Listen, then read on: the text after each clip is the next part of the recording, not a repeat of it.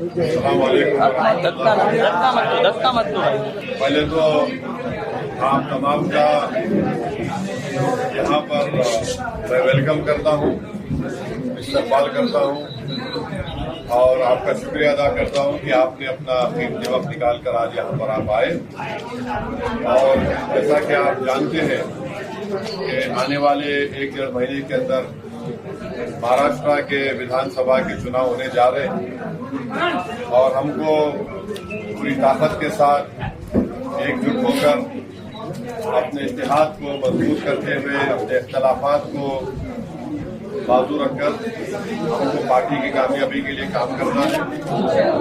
मेरी आप तमाम से अपील है कि आप आगे बढ़कर आने वाले असेंबली के चुनाव में एमआईएम पार्टी के कैंडिडेट को कामयाब करिए।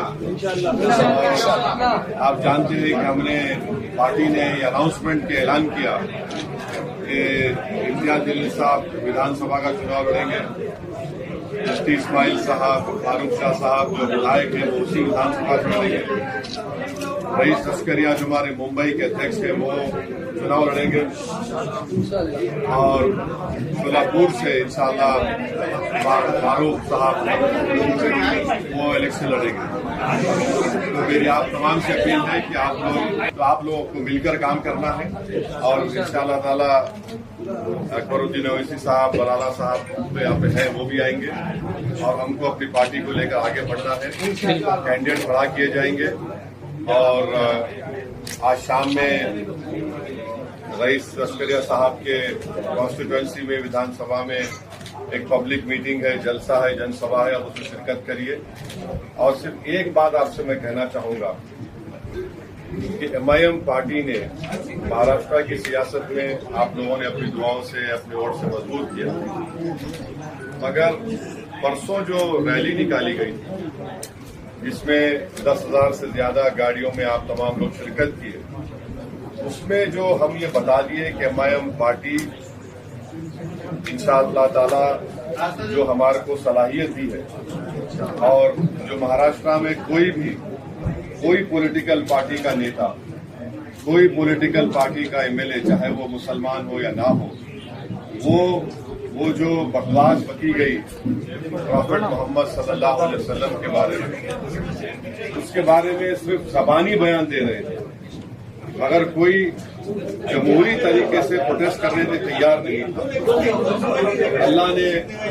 अल्लाह ने मजलिस इत्तेहादुल मुस्लिमीन को अपनी इज्जतों से नवाजा और हम तो सबको दावत दिए थे। इम्तियाज साहब ने कहा कि आप आइए, बोला मैं नहीं आऊंगा, ये महाराष्ट्र के आप उधर है, आप लीड करिए। इम्तियाज साहब ने कांग्रेस के, राष्ट्रवादी के और समाजवादी पार्टी और जितने तंजीमें हैं, बड़े बड़े लोग हैं हमारे कौम और मिल्लत, सबको दावत दी कि आप आइए। ये कोई मजलिस पार्टी का प्रोटेस्ट नहीं, मगर कोई नहीं आया। मगर अल्लाह जिससे काम लेना चाहता है, अल्लाह ने इम्तियाज जलील से वो काम लिया और जो महाराष्ट्र के गरीब, मजलूम और फिक्रमंद मुस्लिम अक़लियत में एक बेचैनी थी कि आखिर हम कब तक अपनी बेइज्जती तो हम बर्दाश्त किए, हम अपनी नाइंसाफी को भी बर्दाश्त किए, कई चीजों को हमने देखा, मगर जब हम ये देख रहे थे कि कोई शख्स हमारे नबी, हमारे रसूल सल्लल्लाहु अलैहि वसल्लम की शान में बकवास करने की कोशिश कर रहा है और फिर ऊपर से एक विधायक है जो इस तरह की बातें कर रहा है कि मस्जिद में घुस के मारेंगे, तो उसके खिलाफ हमने प्रोटेस्ट किया। आप तमाम ने उसका साथ दिया। जो नहीं आए वो उनका फैसला था, मगर मैं ये कह रहा हूं कि जो नहीं आए वो एक बहुत बड़ी नेमत और बरकत से महरूम हो गए। जो आए हम अल्लाह से दुआ करते हैं कि अल्लाह अपनी बरकतें उन पर नाजिल फरमाए, अल्लाह उन पर रहम फरमाए, क्योंकि कोई सियासी एहतजाज नहीं था। जो लोग कल तक ये कह रहे थे कि मजलिस का प्रोटेस्ट में दंगा होगा, गड़बड़ हो जाएगी, वो जान गए कि मजलिस जब एहतजाज करती दंगे के लिए नहीं करती, इंसाफ के लिए करती।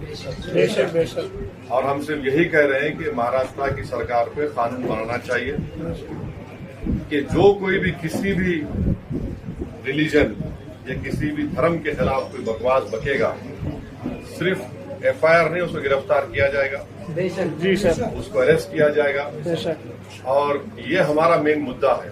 और मैं आपको बता रहा हूँ कि सिर्फ हम एक एहतजाज करके खाली बैठने वाले नहीं है, इसका दूसरा फेज शुरू होगा मुंबई में। इंशाअल्लाह। अगर यहाँ की सरकार हमारी डिमांड को कबूल नहीं करेगी तो हम मुंबई में भी इंशाअल्लाह पुरअमन तरीके से प्रोटेस्ट करेंगे, क्योंकि आप तमाम पार्टी के जिम्मेदार हजरात हैं, मेंबर्स हैं, प्रेसिडेंट्स हैं, जनरल सेक्रेटरी हैं। आप तमाम से मैं अपील कर रहा हूं कि ये वक्त पार्टी के लिए काम करने का है और हमको यकीन है कि रईस लश्करिया साहब की लीडरशिप में मुंबई में एक बेहतरीन परफॉर्मेंस मजलिस करेगी। यहाँ से हमारे कैंडिडेट्स MLA बनेंगे आपकी दुआओं से, अल्लाह के फजल करम से, ताकि महाराष्ट्र की विधानसभा में कोई जाकर उन गूंगों को बताएगा कि हमारे मुंह में जबान। क्या बात है। ये आपकी गुजारिश है कि आप मुतहदा तौर पर काम करिए और शाम की सभा में आइए, इंशाअल्लाह कामयाब करिए। बहुत बहुत